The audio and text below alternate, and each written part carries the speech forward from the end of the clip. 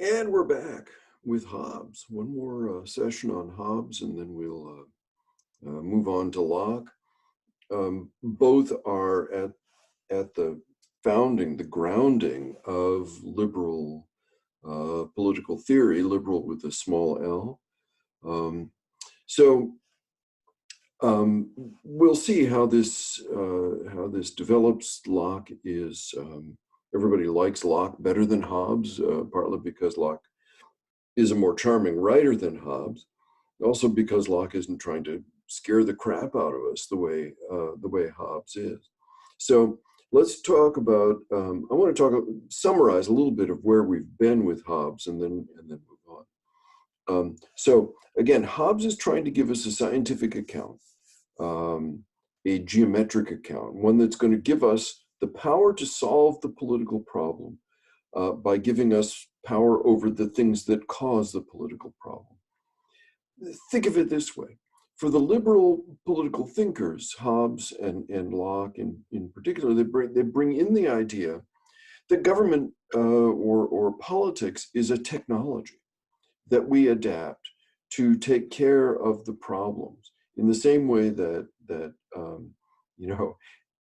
chloroquine is a technology that we use to solve the problem of malaria. It turns out it doesn't do much for COVID-19, as people now apparently know. Well, they don't know, of course, they're dead, but we know that doesn't work. So, but that's how we find out technologies, right? I mean, trial and error, and fortunately, we have the ability to profit by the errors of others. So human nature stands in the way of human happiness, to say nothing of sort of the whole Darwinian problem, right? So in other words, left to itself, right? If you actually leave human beings in the natural state, human nature is only going to produce unhappiness.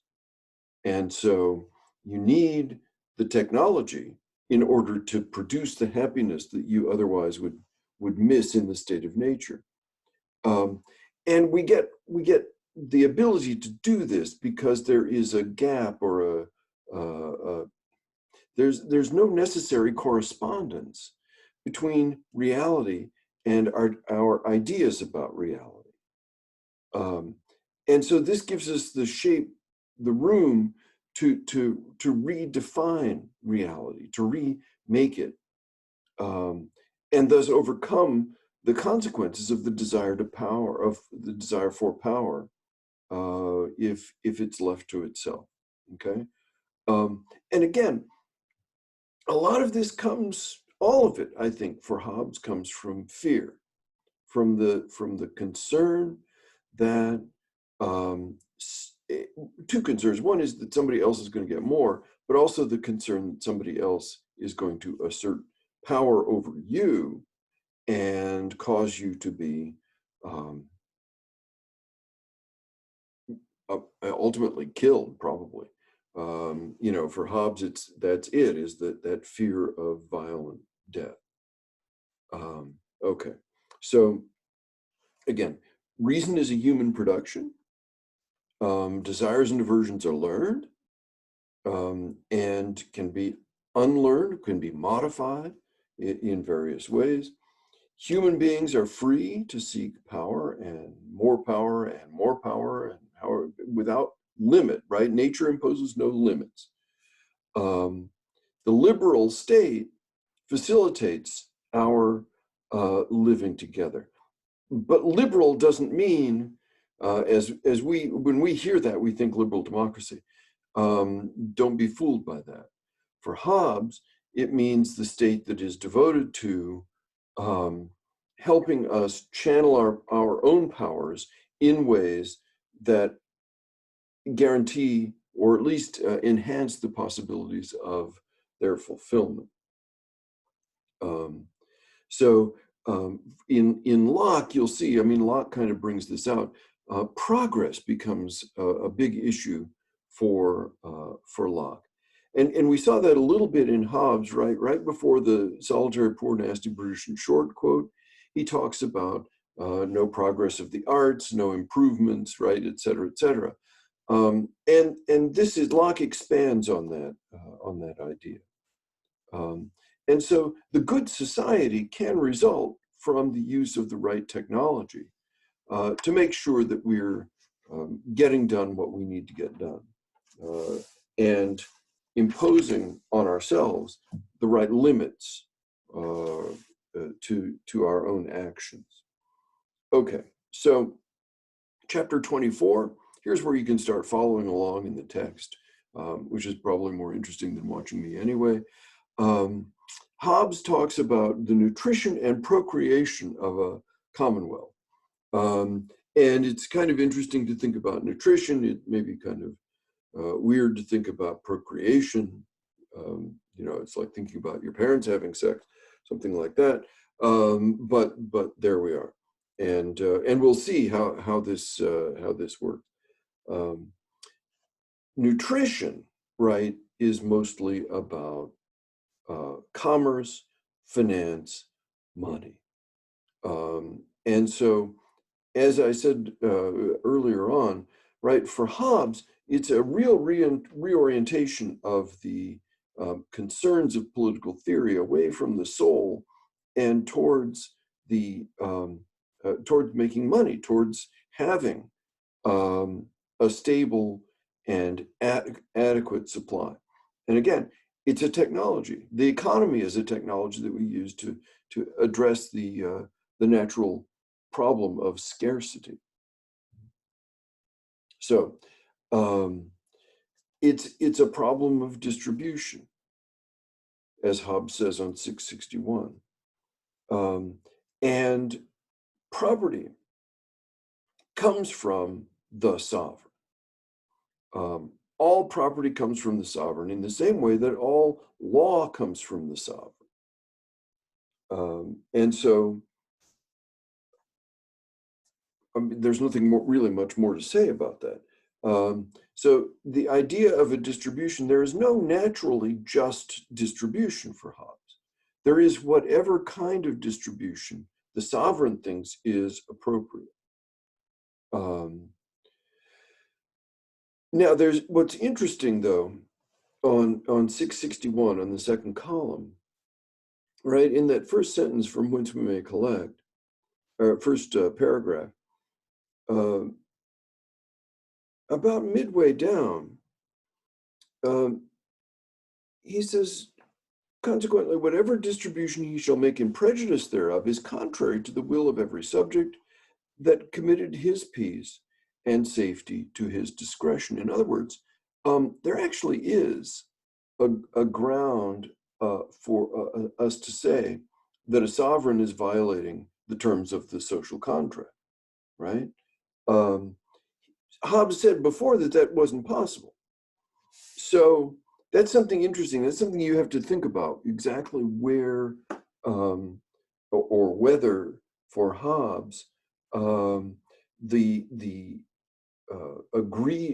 citizens, right, the subjects of a sovereign have a right or an obligation to think about exactly what the sovereign is doing and thinking and how he's performing, right? Locke will draw this out. Locke will draw this out explicitly. Hobbes, as I say earlier on, he denied that this was possible. So he's saying both things. Which one does he really mean? He goes on to say, right, whatever kind of breach of trust there is not enough to authorize any subject either to make war upon or so much to accuse of injustice. So it's a breach, but it's not in us to call the sovereign on the breach. That may be a contradiction that undoes the whole theory. I don't think Hobbes is very helpful on that, but there you are. So commonwealths can endure no diet. We certainly know that, $2 trillion as of this morning. That's That's tough to swallow. Julian Zelizer tweeted this morning, right? The COVID crisis is a good proof that Ronald Reagan was wrong, that in fact, government isn't the problem, that there are some problems to which government is the solution, and we have to accept that. So something to think about. But again, that's an acceptance of the liberal, Hobbes and Locke's idea that we have this technology and we damn well better use it when we need it. Okay. And in doing this, right? And so in creating, this is on 662 now, in creating the nutrition of the Commonwealth, that is to say, the economy. How do we make sure that the contracting parties are performing correctly? And what Hobbes does at the bottom of that first column on 662 is really talk in explicit terms about creating markets. You have to regulate inefficiencies, right? So in other words, the sovereign has to set out the conditions of a valid contract. Otherwise, time is lost. Time is inefficiently used negotiating what the basis of the agreement would be.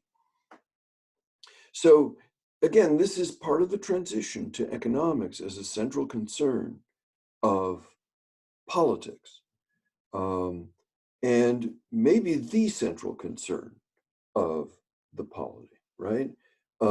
Man, not as a knower, not as a moral agent, but man as a maker. And the sovereign can choose a distribution. The sovereign can choose which inefficiencies to tolerate in an economy. So, and he goes on to suggest in that second column, this is at the end of that long, every paragraph in Hobbes is long, at the end of that first full paragraph, right? For natural blood is in like manner made of fruits of the earth, and circulating nourisheth, by the way, every member of the body of man. That's a little obscure, but I think what he's trying to get at there is the fact that human beings put a value on something. In other words, the value is not in the silver and gold, as he has said earlier in the paragraph. The value is not in the things. The value is in what we interpret it to be. This opens the door, of course, to the idea that there's nothing intrinsically valuable about silver and gold. We happen to value it. We happen to say, that's it. That's okay, and it's worth X. But exchange rates, for example, right? So Hobbes is beginning to figure out that we have to allow for stuff like exchange rates. We have to allow for, ultimately this is going to lead to currency that is unrelated to gold and silver. And like I say, you can just make up $2 trillion of it. And everybody says, oh yeah, right. Instead of saying, well, where are we going to dig that much gold? So this is interesting. Now, the procreation of the Commonwealth, he only talks about this really in that last paragraph that's on 663. The procreation or children of the Commonwealth are those we call plantations or colonies, which is to say, countries, sovereigns reproduce themselves by rape. Let's just call it what it is. Right, so they take over a foreign colony, and which might have been void of inhabitants, or you wipe them out in a war, or you keep them around and do stuff with them. In other words, rape. So, I mean, this is interesting, right? How sovereignties reproduce themselves. It's a little bit obscure, but the point is that for Hobbes and for Locke and for everybody down to Mill, for that matter, colonialism is okay. As Mill is going to say, right? Despotism is an appropriate form of rule for barbarians, as long as the end is their improvement, whatever improvement. Okay, so chapter 29 then, starting on 686, things that tend to weaken the Commonwealth. So again, it's a human creation. It's something of human origin and making, and it can be defective. It can run down. It can run out. So how you interpret that? For Hobbes, it's a matter of making sure that the materials are adequate, right? And the materials are always human, and humans are unreliable. So this is a problem. So diseases of the Commonwealth, and the one he's most concerned about, I think, on 687 is, in that first column, the poison of seditious doctrines. And the worst of them, I think this is the worst for Hobbes. The worst of them is that every private man is judge of good and evil actions, right? The idea that private judgment can be substituted for public judgment or public force even is problematic. And again, the paragraph that begins at the bottom of the first column and then goes to the top of the second on 687, another doctrine repugnant to civil society is that whatsoever a man does against his conscience is sin. Well, that's another way of saying what he just said. Every private man is the judge of good and evil actions. So Hobbes is again basically asserting the power of the sovereign to make judgments for everyone about what's good and what's evil, or what's good and what's bad. And again, there's nothing good, bad, evil, indifferent in itself. It's just what value we put on it. So at the bottom of 687, right? A fourth opinion repugnant to the nature of a commonwealth is this: that he that hath the sovereign power is subject to the civil law. Right? So the sovereign is not subject to the laws. Period. Too bad. Right? This has been a problem in England. Hobbes is a partisan of the king, and of course the king in 1649 and following years, the king was overthrown. Oliver Cromwell came to power, and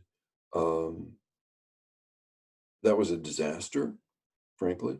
And then the monarchy came back in the 1660s.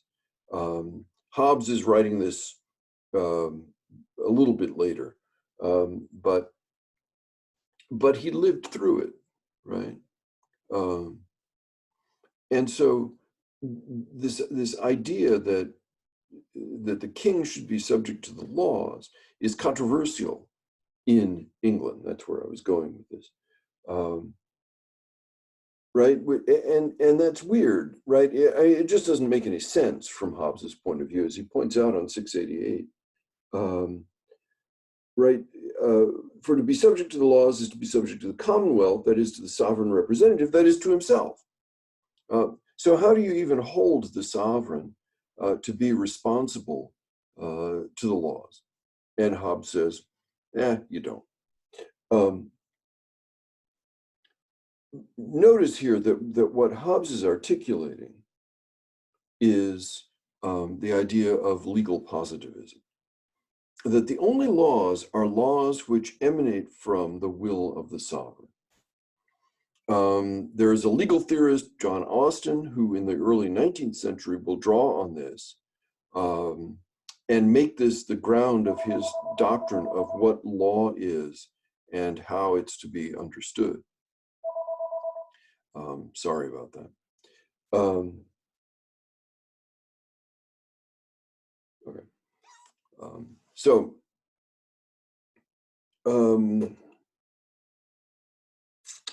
We probably don't need to talk. If you have questions, please feel free to ask in the forum about the fifth and sixth ideas, the division of sovereign power. We're going to see more about that when we see Locke, and so we'll get to talk about that.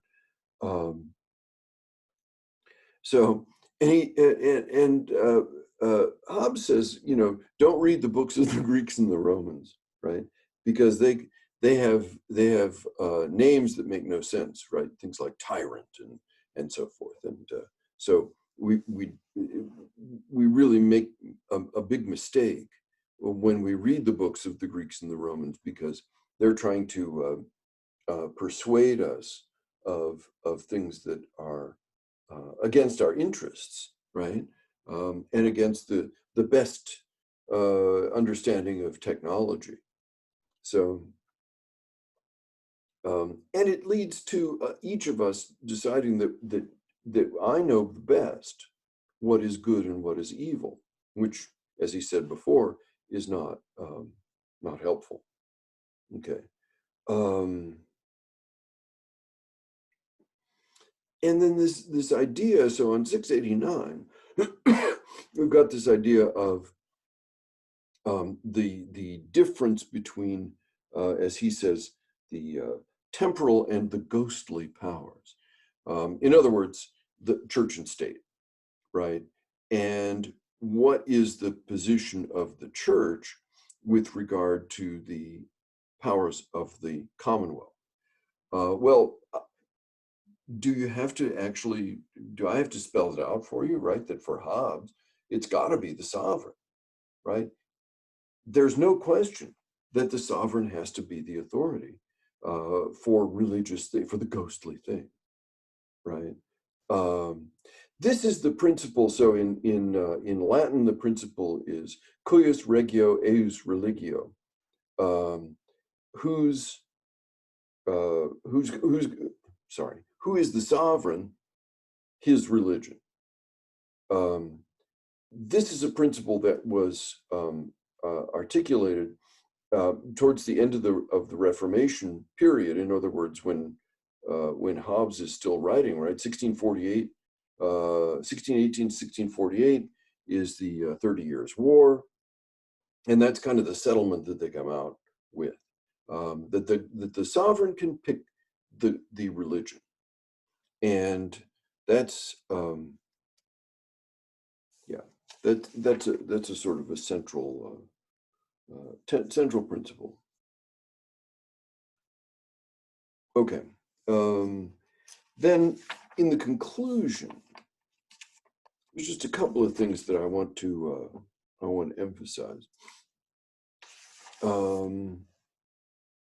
And again, raise questions in the forums. I've scheduled. I'm taping this on Wednesday, or recording this on Wednesday. So I've scheduled an open meeting for tomorrow. It's everybody, but if there's interest, I can schedule a meeting specifically for this class, and you guys can ask me specific questions about Hobbes. Okay. So in the conclusion, then, Hobbes is talking about conquest, right? As conquest establishes a right to authority. And on 705, there is towards the bottom of, almost at the bottom of that first column, right? There's something that I want to draw particular attention to. Hobbes says, there is scarce a commonwealth in the world whose beginnings can in conscience be justified. There's no such thing as a just beginning of government, or there is scarce any such thing as a just beginning of government. I think Hobbes said, maybe made an exception there, because I think he is, as he goes on to say, he's probably hedging his bets on whether the kingdom of Israel was justly founded, since it was actually founded by God. So, but what does that mean, right? Well, it means that there is no sovereignty by nature. There's no sovereign who is set out by God, who is set out by any other authority, nature or what have you, history, that is justified, that actually deserves that power. It's only by performance that a sovereign deserves power. It's only by performance that we have the ability to say, yeah, this technology is doing the job that we set for it. Yeah, nothing is just and nothing is unjust in a state of nature. There's just war. And so anything that brings us out of that state of nature is okay. But it doesn't require a justification from God or anything else. Justice only happens inside the power. And that's all we need to know. So,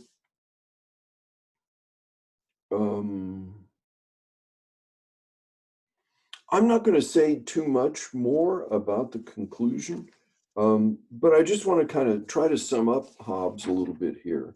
And again, if you have particular questions about any specific passage, please feel free to ask in the forums or ask in some other public session. So, 1, politics is not natural, right? This is the big contradiction that Hobbes, drawing from Machiavelli, but Machiavelli doesn't make it explicit.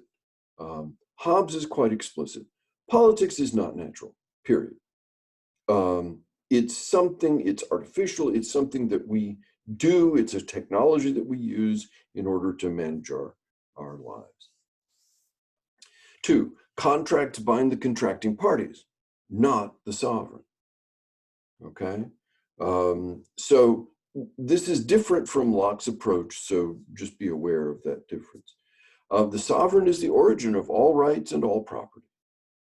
The sovereign makes the laws, makes the rules, defines the efficiencies in the society, in the economy, identifies inefficiencies and works to exclude them.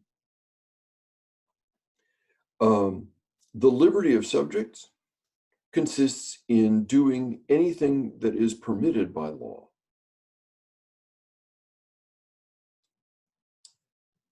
Yeah, that's about it.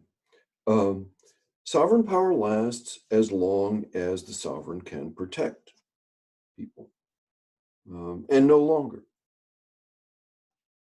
And as I say, there are ways of measuring whether the sovereign is living up to its obligations.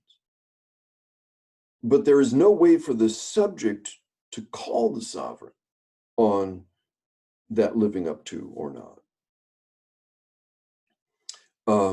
Sovereign is the origin of law. I kind of went through that. Faction is the great cause of social dissolution. So faction disagreement, right? So disagreement is impermissible for Hobbes.